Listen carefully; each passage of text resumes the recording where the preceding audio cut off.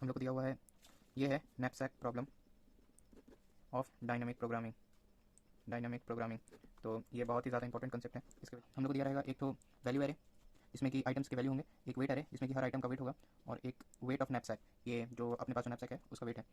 तो इसको दो मेथड से सॉल्व करेंगे, एक रिकर्सिव मेथड, तीन मेथड से, एक रिकर्सिव, एक मेमोराइजेशन और एक टॉप डाउन अप्रोच, यानी कि वो मैट्रिक्स बना के। तो सबसे पहले देख लेते हैं रिकर्सन मेथड। ओके, तो इसमें क्या है कि सबसे पहले आ जाता है इसमें रिकर्सन मेथड को सॉल्व करने का दो तरीका है। मतलब स्टेप वन है कि बेस कंडीशन चेक कर लो, दूसरा है चॉइस डायग्राम। ओके, तो this is all about dry running. We already have the code right, तो we will just dry run the code here. Okay, so let's see base condition कि अगर ये है n, मतलब n जो है, n is the number of items, इस case में n इज़ 3, ये है w as you can see. तो अगर n 0 हो जाए, या अगर मेरे पास कोई आइटम ही ना दिया हो, या अगर w 0 हो जाए, या यानी कि अगर नैपसैक जो बैग है और उसका जो वेट है, मतलब कैपेसिटी अगर वही 0 हो जाए, तो अपने को इन दोनों केस में रिटर्न करना है 0। ओके, ये हो गया अपने पास बेस कंडीशन। अब आते हैं चॉइस डायग्राम पे। तो अब अपने पास क्या होगा कि अगर जो मेरा पीछे से देखेंगे, ये जितने आइटम्स है इसको देखेंगे पीछे की साइड से, अगर वेट ऑफ n-1 अगर ये बराबर या इक्वल टू है वेट ऑफ नैपसैक, तो वेट ऑफ n-1, तो n का वैल्यू क्या है, जो हम लोग जो नैपसैक का फंक्शन लिखेंगे उसमें n जो इनपुट होगा वो होगा n = 3, तो ये हो जाएगा n = 2। तो वेट एरे में जो सेकंड इंडेक्स पे जो आइटम है उसका वेट बोल रहा है, तो यहाँ पे अपन लोग इंडेक्स लिख लेते हैं, ये 0 इंडेक्स, ये 1 इंडेक्स, ये 2 इंडेक्स है, ये सब रेड वाला। तो सेकंड इंडेक्स पे है अपने पास 3, तो ये जो है ये वैल्यू कुछ नहीं है 3, तो चेक करना है कि 3 is greater than equal to 8 यानी कि 5, यानी कि ये कंडीशन सही है। ये कंडीशन सही होने पे अपन लोग इसके अंदर एंट्री करते हैं और रिटर्न करते हैं मैक्सिमम ऑफ सबसे पहला होगा कि value of n-1 plus knapsack function को फिर से कॉल करने के बाद जो पहले द्वारा है उसके बाद वेट से माइनस होगा वेट ऑफ n-1 और n-1। ओके, नहीं तो अगर ये नहीं है तो फिर नैपसैक ये सब सेम है रहेगा, यहाँ वेट की जगह वेट आ जाएगा और यहाँ पे n-1। Okay, so let's explain this. यहाँ पे अपन लोग रिटर्न कर रहे हैं इन दोनों में जो, मतलब इसमें से ये है पहला, ये है दूसरा, इस दोनों में से जो मैक्सिमम आएगा वो होगा हमारा आंसर, उसको हम लोग रिटर्न करेंगे। तो यहाँ देख लेते हैं वैल्यू ऑफ n-1 क्या है, तो n क्या है, n3 है, तो वैल्यू ऑफ n-1 यानी कि 3 - 1 यानी कि 2। यहाँ पे जो मेरा सेकंड इंडेक्स पे जो आइटम है ये 0 1 2, तो सेकंड इंडेक्स पे वैल्यू है 12, तो इसका वैल्यू हो गया अपने पास कितना, 12 हो गया। उसके बाद ये है अपना रिकर्सिव फंक्शन। तो जस्ट इमेजिन कि अगर ये मेरा रिकर्सिव फंक्शन है, तो इसमें इनपुट क्या हो रहा है कि जो अगर जस्ट इमेजिन कि ये मेरा नैपसैक है, नैपसैक मतलब बोरा जो भी हो गया, तो उसमें क्या हो गया कि पहले मेरा नैपसैक का कैपेसिटी था 5, उसके बाद क्या हुआ कि जो यहाँ जो कंडीशन हमारा ट्रू हुआ, इसकी वजह से ये जो 3 kg जो है ये तो भर गया ना, उसकी वजह से नेक्स्ट जो कंडीशन होगा उसके लिए हम लोग इस वेट को माइनस कर रहे हैं। तो यहाँ पे वेट ऑफ n-1 इस केस में ये 3 है, तो ये अपने पास बचेगा 2, और सेम विथ n-1, मतलब इस आइटम को एक बार देख लेंगे तो इसको भूल गए। उसके बाद क्या होगा कि अब इसको ड्राई रन करते हैं, सीधी सी बात है, ठीक है। तो इसको पहले लिख लेते हैं कि इसमें अपना जो वैल्यू एरे होगा वो क्या होगा 6 और 10, क्योंकि यहाँ पे n-1 हो चुका है, और वेट एरे जो होगा वो होगा 1,2, और वेट जो बैक का होगा वो घटने के बाद अपने पास बचेगा 2। तो अपने पास जो नया इनपुट है वो ये है, ठीक है। अब अगर इसको सॉल्व करने का कोशिश करते हैं तो फिर से ये टेस्ट कंडीशन पास हो गया, क्योंकि ये इसका जो वेट है ये इससे बराबर और इक्वल टू है, ठीक है। उसके बाद वैल्यू ऑफ n+1, तो इस केस में जो मेरा n है ये हो जाएगा n = 2, तो 2 - 1 यानी कि 1, 1 इंडेक्स पे जो मेरा एरे है, 1 इंडेक्स पे जो मेरा वैल्यू है, सॉरी, तो वैल्यू है 10, यानी कि इससे आ गया 10। ओके, इसके बाद जो इसके साथ जो रिकर्सिव फंक्शन आएगा उसका वैल्यू क्या आएगा, यहाँ पे 6, वेट क्या आएगा 1, पर ये जो वेट होगा ये हो जाएगा 0। ओके, क्योंकि यहाँ पे माइनस होगा ना वापस रिकर्सन में, ये वेट हो जाएगा 0, मतलब ये इसका नया इनपुट है। तो जो हम लोग का जो बेस कंडीशन है कि अगर वेट n में से अगर एक भी 0 हो गया तो अपने को 0 रिटर्न करना है, यानी कि 0 रिटर्न करना। तो अगर देखा जाए इन तीनों का सम मिला के अपने पास आउटपुट में आ रहा है 22, ठीक है। ये केस कब हुआ, जब हम लोग इसको भी इंक्लूड कर लिए, इसको भी इंक्लूड कर लिए। अब क्या करना है कि मैक्सिमम निकालना था ना, तो चेक करना है कि अगर इसको इंक्लूड नहीं करते तो फिर अपने पास कंडीशन क्या होता। तो देख लेते हैं, अगर इसको इंक्लूड नहीं करते तो चलिए मान लीजिए इसको इंक्लूड नहीं किया, ठीक है। इनपुट तो इसके लिए मेरा इनपुट होगा वो इस टाइप का होगा कि मेरे पास वैल्यू एरे हो जाएगा 6,10, वेट एरे हो जाएगा 1,2। इंक्लूड नहीं किए तो मेरा नैपसैक में कुछ गया नहीं, इसलिए नैपसैक का साइज तो ओरिजिनल रहेगा। अब क्या करना है, अब इसका भी बहुत सारा केस बन जाएगा। पहला केस ये है कि अब अगर इस आइटम को अपने को इंक्लूड करना है, वेट तो इसका इससे कमी ऑब्वियसली अगर इंक्लूड करना है तो अपने पास जो मेरा वैल्यू आएगा वो आएगा 10, ठीक है। प्लस इसके साथ जो मेरा रिकर्सिव फंक्शन बनेगा उसके लिए वैल्यू में रहेगा 6, वेट में रहेगा 1, और वेट एरे इससे माइनस हो जाएगा। मतलब इस केस के लिए जब हम लोग 10 को इंक्लूड कर लिए तो फिर क्या होगा कि 2 इससे माइनस हो जाएगा। तो मेरा जो नैपसैक में गया वो 2 kg ऑलरेडी चला गया, तो अपने पास बचेगा 3। इस केस में सिर्फ n1 ही है। अब अगर इसको इंक्लूड अगर करेंगे तो 6, और अगर नहीं करना चाहते तो 0। तो अब अगर इन दोनों को अगर हम इंक्लूड कर रहे हैं तो अपने पास आउटपुट ये आ रहा है, यानी कि 16। ओके, अब इस केस में क्या होगा कि अगर हम इसको इंक्लूड नहीं करना चाहते हैं, अगर हम 10 को भी इंक्लूड नहीं करना चाहते हैं, तो मेरा जो नया बनेगा वो बनेगा 6, वेट बनेगा 1, और ये जो मेरा W जो मेरा नैपसैक का जो साइज रहेगा वो तो ओरिजिनली रहेगा 5 kg। अब इसको अगर इंक्लूड करेंगे तो 6, और अगर इसको भी इंक्लूड नहीं करते तो मेरा नैपसैक खाली का खाली रह जाएगा और मेरा पास वैल्यू आ जाएगा 0। इसका सम बन जाएगा 6, चलो 6 मान लेते हैं। हम इसको इंक्लूड कर लिए, इंक्लूड नहीं करते तो 0। तो अब हम देखते हैं ये जो पूरा फंक्शन यहाँ पे कॉल होगा, इससे आउटपुट्स क्या आएंगे। यहाँ पे आएगा 22, आएगा 16, यहाँ पे आएगा 6, 22 आएगा अगर हम इसको इंक्लूड कर रहे हैं, इसको इंक्लूड कर रहे हैं, और इस यहाँ तक आते आते तो नैपसैक फुल हो जा रहा है। 16 आता अगर हम लोग इसको नहीं लेते, मतलब इस एलिमेंट को अगर हम लोग इंक्लूड नहीं करते तो अपने पास आता 16, और अगर उसके बाद रिकर्सिव कॉल होने पर अगर इसको भी इंक्लूड नहीं करते तो अपने पास आता 6। तो इन तीनों का मैक्सिमम ऑब्वियसली अपने पास आएगा 22, इसलिए ये आंसर हो गया। ये है रिकर्सिव मेथड, नॉर्मल रिकर्सिव। अब जो इस क्वेश्चन का सबसे खतरनाक पार्ट है वो है इसका टॉप डाउन अप्रोच, ओके, मतलब मैट्रिक्स बनाना। तो देख लेते हैं उसको। सबसे जो पहला स्टेप होता है ना वो अपना होता है कि अपने को इंटीजर मैट्रिक्स बनाना है। हम इसका नाम रख रहे हैं एरे। इसका साइज़ क्या होगा कि n+1 और W+1। वो 1 इसलिए हो रहा है क्योंकि यहाँ पे इंडेक्सिंग अपना नॉर्मली 1 से शुरू होता है, ठीक है। अपने को एक बेस कंडीशन लेना पड़ता है जिसकी वजह से यहाँ पे +1 हो रहा है। तो सबसे पहला स्टेप तो ये अपन एरे बना लेते हैं। n क्या था, 3 था, वेट क्या था, 5 था, यानी कि ना यार जो एरे बनेगा वो बनेगा 4,6 का, ओके। ये 5 है, ये 3 है, यानी कि 4 रो आएगा और 6 कॉलम, 1 2 3 4 5 6, 2 3 4 5 6, ठीक है। ये लाइन है W+1 का, ये है n+1 का, ओके। इंडेक्सिंग दे देते हैं 0 1 2 3 4 5, 0 1 2 3, ओके। अब सबसे पहला क्या है कि अपने को लिखना है बेस कंडीशन। जैसे अगर नैपसैक या आइटम्स में से कोई एक भी 0 होगा तो अपने को उसमें पूरा 0 डाल देना। तो ये जो रो है, ये रो है जब हम लोग का n, ये है n वाला है ना, यानी कि जब n 0 होगा यानी आइटम 0 होगा, और ये है W वाला रो है, तो n 0 होगा तो सारे इट डजंट मैटर कि नैपसैक का वेट क्या है, सब में 0 होने वाला है। इन द सेम केस अगर नैपसैक का कैपेसिटी ही 0 होगा तो सब में 0 होने वाला है। इसका कोड लिखने के लिए फॉर लूप उसमें हो जाएगा। इसके बाद अपने को चेक करना है, अब यहाँ से शुरू होता है मेन पार्ट, ये है अपना मेन पार्ट। एक जो यहाँ पे सबसे नोट करने वाला चीज़ है, अपने को अपना जो आंसर है वो अपने को मिलेगा एरे ऑफ n, और W में अपने को अपना आंसर मिलेगा एरे ऑफ n क्या है, 3 है। तो यानी कि इंडेक्सिंग अगर देखा जाए रो का तो 0 1 2 3 इस वाले रो में, और ये 5 यानी कि इस वाले कॉलम में, ये है अपना आंसर अपने को यहाँ मिलेगा। यहाँ आने के लिए, इस वैल्यू को जानने के लिए अपने को ये सारा वैल्यू का हेल्प लेना होगा, ये सारे वैल्यूज़ का। तो देख लेते हैं कि ये सारे वैल्यूज़ कहाँ से आएंगे। यहाँ पे लिखते हैं अपन कोड।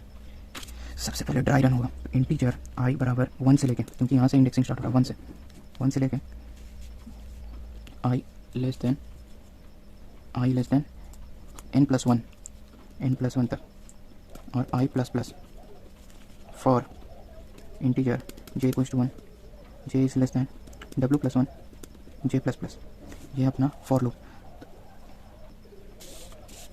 अब इसको कर लेते हैं ड्राई रन। यहाँ पे n+1 क्यों हुआ, n है मेरा 3 इज 4, अगर n 3 है तो ये वैल्यू हो जाएगा 4। यहाँ पे है लेस देन, यानी कि ये 3 तक जाएगा, इंडेक्सिंग 3 तक, 1 इंडेक्स से लेके 3 इंडेक्स तक जाएगा। तो 3 इंडेक्स में मेरा I में क्या है कि मेरा फाइनल रो है। सिमिलरली यहाँ पे W+1 यानी कि ये हो जाएगा 6, यानी कि ये जाएगा 5 तक, यानी कि ये कॉलम तक जाएगा, ठीक है। अपन देख लेते हैं सबसे पहला I के लिए यहाँ पे लिखते हैं कोड कि इफ़ अगर मेरा वेट एरे में n की जगह यहाँ जाएगा I-1, अगर ये लेस देन इक्वल्स टू है W, तब रन करूँ मेरा ये आगे वाला स्टेटमेंट। अब इसको देख लेते हैं I-1, I है 1 यानी कि यहाँ पे 1 यानी कि 0, यानी कि ये कह रहा है कि वेट एरे में जो मेरा 0 इंडेक्स पे जो एलिमेंट है उसका वेट क्या नैपसैक के वेट से कम या बराबर है। तो ये है 0th इंडेक्स पे, तो 0th इंडेक्स ये है 0th इंडेक्स पे, 0th इंडेक्स पे जो एलिमेंट है ये आइटम है, उसका वेट है 1, क्या वो 5 से कम है या बराबर है, हाँ ऑब्वियसली। तो यानी कि ये रन हो जाएगा, ओके।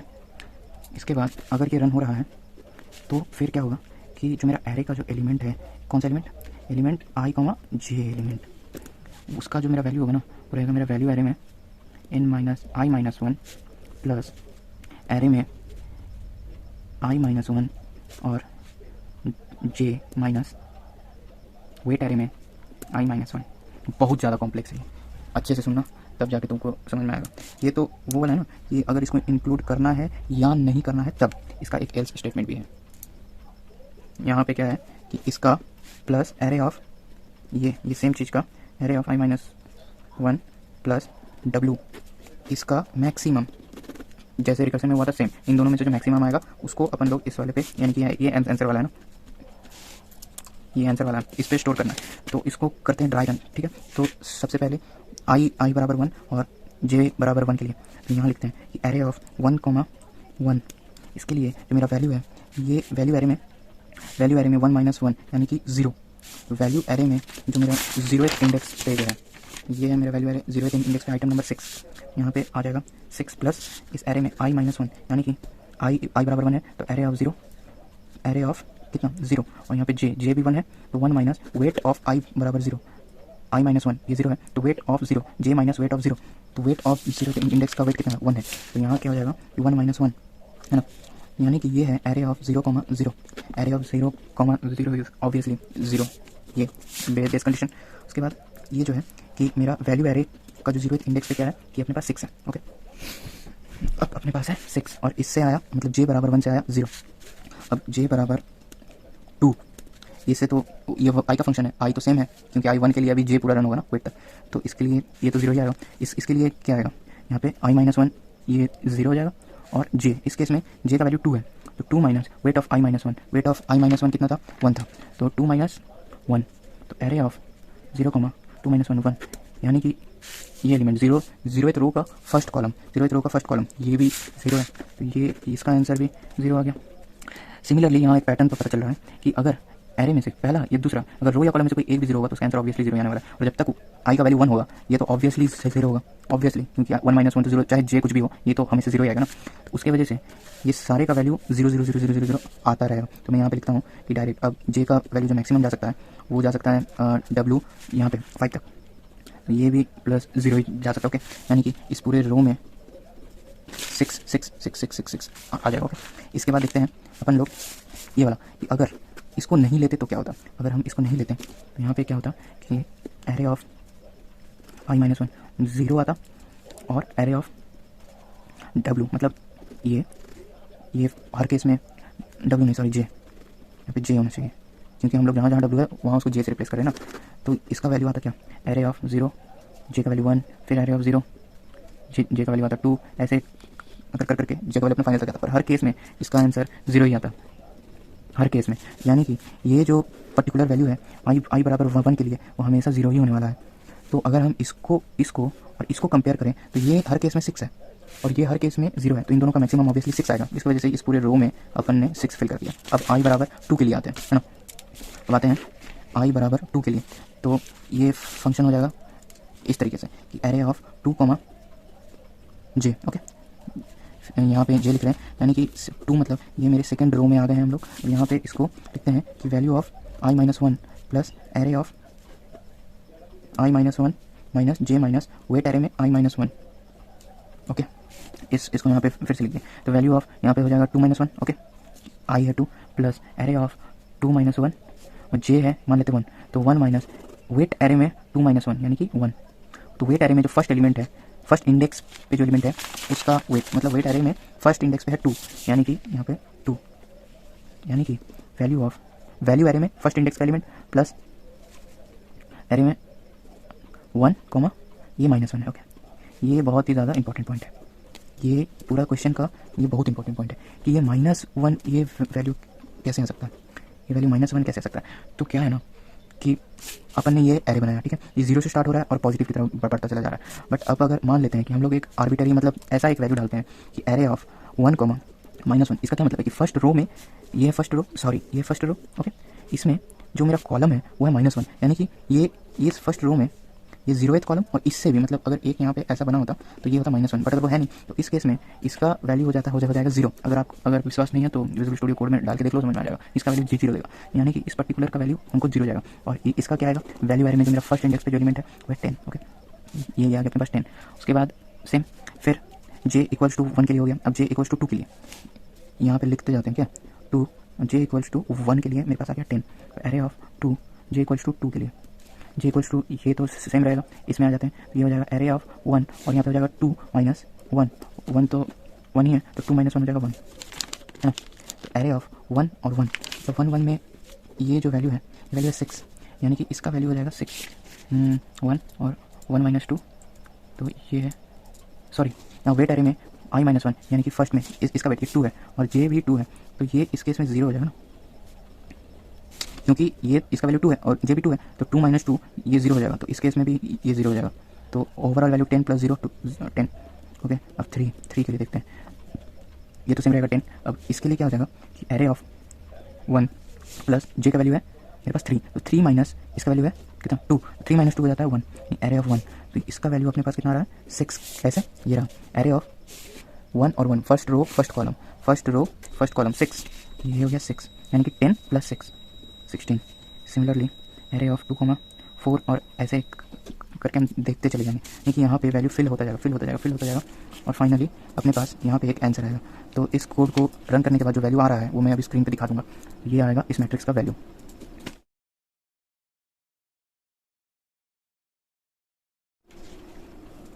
और एक बार थर्ड कंसेप्ट भी डिस्कस कर लेते हैं, जो कि है मेमोराइजेशन।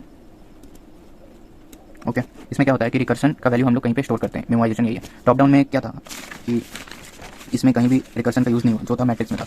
इसमें क्या था कि इसमें सिर्फ और सिर्फ रिकर्सन का यूज़ हुआ। पर एक जो थर्ड कंसेप्ट है वो है मेमोराइजेशन। इसमें क्या होता है कि रिकर्सन प्लस एक हम लोग बनाते हैं टेबल, उसमें स्टोर करते हैं, ठीक है। तो सबसे पहला स्टेप वही होता है कि n+1 और w+1 का एक टेबल बना लेते हैं हम लोग, है ना। ये हमेशा फर्स्ट स्टेप होता है। इंटीजर एरे बन गया अपने पास, कितना का n है 4,6 का, यानी कि 4 कॉलम और 6 रो, 1 2 3 4 5 6, इंडेक्सिंग हो जाए 0 1 2 3 4 5 0 1 2 3। ओके, सबसे पहला स्टेप क्या है कि अपने को सब में भर देना है -1। ओके, बिना सोचे समझे सब में पहले -1 भर देना है, -1 -1 -1 -1 -1 -1। उसके बाद हम लोग इस रिकर्सन फंक्शन का हेल्प लेंगे। इस रिकर्सन फंक्शन का हेल्प लेके हम लोग इसको करेंगे सॉल्व, ठीक है। तो इसमें क्या है कि अपने को यहाँ पे आंसर मिलेगा। यहाँ पे ये जो पर्टिकुलर ब्लॉक है, इस ब्लॉक का क्या होगा कि एरे ऑफ n, w, यानी कि एरे ऑफ n क्या है 3,5। तो ऑब्वियसली हम लोग को पता लग रहा है कि अपना आंसर इसमें मिलेगा, ठीक है। तो अब इसको कैसे सॉल्व करना है कि हम लोग इस रिकर्सन फंक्शन को कॉल करेंगे, ठीक है, इस पर्टिकुलर रिकर्सन फंक्शन को। कि ये जो रिकर्सिव फंक्शन है इससे जो भी रिटर्न होगा उसको हम लोग रखेंगे एरे ऑफ n और w में, यानी कि इस वाले पर्टिकुलर वाले ब्लॉक में। ये है n और w वाला ब्लॉक, ओके। तो इस एरे से हमारे पास रिटर्न होगा 22। तो 22 को पहले तो इसमें रख देंगे, ओके। उसके बाद क्या है कि ये रिकर्सिव फंक्शन कॉल होगा। इस रिकर्सिव फंक्शन में जब कॉल होगा तो उस केस में जो मेरा n का वैल्यू इनपुट के तौर पे आएगा वो आएगा n-1, यानी कि 3 - 1 हो जाएगा 2। और जो w आएगा वो आएगा कि बैक के वेट से आइटम का वेट माइनस करने के बाद अपने पास आएगा 2, ओके। यानी कि n2 और ये भी 2, यानी कि इस वाले पर्टिकुलर वाले ब्लॉक पे, इस ब्लॉक पे आएगा 10, क्योंकि इस ब्लॉक का मैक्सिमम वैल्यू वो है। इस ब्लॉक पे जो मेरा वैल्यू आएगा वो आएगा 10, ओके। अब सेकंड केस क्या था कि मान ले कि अगर हम लोग इस आइटम को इस सेम केस ये था कि अगर हम लोग इस आइटम को इंक्लूड ना करते तो होता क्या, n तो माइनस होता है बट नैपसैक का वेट वैसे का वैसे ही रह जाता। n माइनस हो गया पर नैपसैक का जो वेट आएगा यहाँ पे होता क्या, n = 2 हो जाता पर वेट 5 का 5 ही रह जाता। तो 5 का 5 यानी कि ये पर्टिकुलर ब्लॉक n घट गया पर वेट रो में ये वेट अभी भी 5 है। तो इसमें अपने पास मैक्सिमम वैल्यू क्या रिटर्न होता 16 रिटर्न होता अपने पास मैक्सिमम वैल्यू। तो इस ब्लॉक में हो जाता 16, ओके। अब फिर से कॉल होता ये केस, ओके। तो इस केस में वेरिएबल सिंगल वेरिएबल हो जाता, यानी कि अब मेरे पास कॉल हो रहा है n = 1 में, और वेट क्या है कि अगर अभी भी हम लोग कोई भी आइटम इंक्लूड ना करें तो पहला ऑप्शन है कि अपने पास वेट 5 का 5 रहेगा, ठीक है। उसके बाद अगर हम लोग इस आइटम